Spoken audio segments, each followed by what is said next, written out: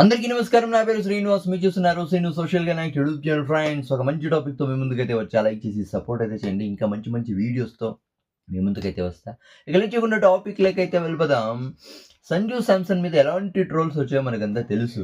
అసలు సంజు శాంసన్ ముఖంలో నవ్వే లేదు. కెమెరాలో సంజు శాంసన్ వైపు చూపించినప్పుడంతా ఏదో కోల్పోయినట్టుంటాడు. అసలు సిఎస్కేకి వచ్చిన తర్వాత సంజు ముఖంలో నవ్వే లేదు. ఇష్టం వస్తే ఆడు, లేకపోతే వదిలేయి సిఎస్కేని చాలా మంది ట్రోల్ అయితే చేశారు. ఫైనల్ గా అందరి నోర్లు మూయించాడు సంజు శాంసన్.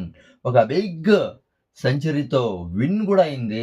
3 మ్యాచ్లు కంటిన్యూస్ గా ఓడిపోయిన తర్వాత 4వ మ్యాచ్ గెలిచింది. ఆ మ్యాచ్ లో సంజు శాంసన్ 115 కొట్టాడు. 56 బాల్స్ లో 200 స్ట్రైక్ రేట్తో 4 6లు 15 4లు. Next level batting. నిజంగా నాట్అవుట్గా నిలిచాడు.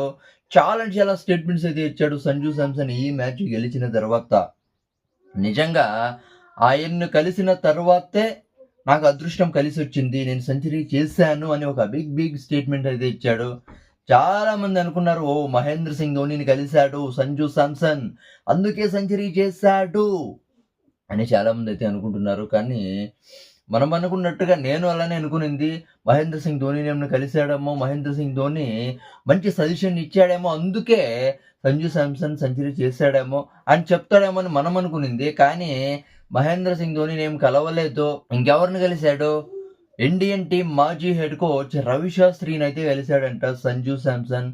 సంజు శాంసన్ మాజీ హెడ్ కోచ్ రవిశాస్త్రిని కలిసిన తర్వాతే అదృష్టం కలిసి వచ్చింది, సెంచరీ చేసేసా అని సంజు శాంసన్ అయితే బిగ్ స్టేట్మెంట్ అయితే ఇచ్చాడు. అంటే మళ్ళీ సరదాగా ఒక స్టేట్మెంట్ అయితే ఇచ్చాడు. అంటే రవిశాస్త్రిని కలిసిన తర్వాత చాలా అదృష్టంగా ఫీల్ అయ్యా.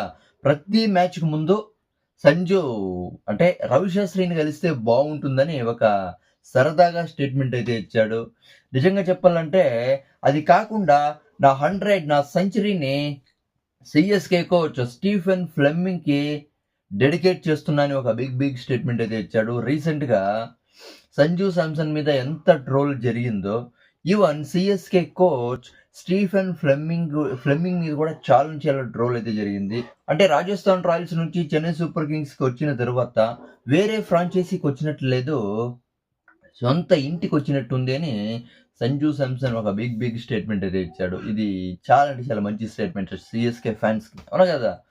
అండ్ తర్వాత రుతురాజ్ గాయక్వాడ్ అయితే కన్ఫర్మ్ అయితే చేశాడు, మహేంద్ర సింగ్ ధోని త్వరలో గ్రౌండ్లో ఉంటాడు, very soon he will come to the ground అని ఒక బిగ్ స్టేట్మెంట్ అయితే ఇచ్చాడు. అంటే మహేంద్ర సింగ్ ధోని నెక్స్ట్ మ్యాచ్ ఉండొచ్చు, సిఎస్కేకి నెక్స్ట్ మ్యాచ్ మహేంద్ర సింగ్ ధోని ఆడొచ్చు అనేది కన్ఫర్మ్ అయితే అవుతుంది. చాలా మంది అనుకునింది మహేంద్ర సింగ్ ధోని కలిసిన తర్వాతే సంజు శాంసన్ సెంచరీ చేశాడేమో అని అనుకునింది.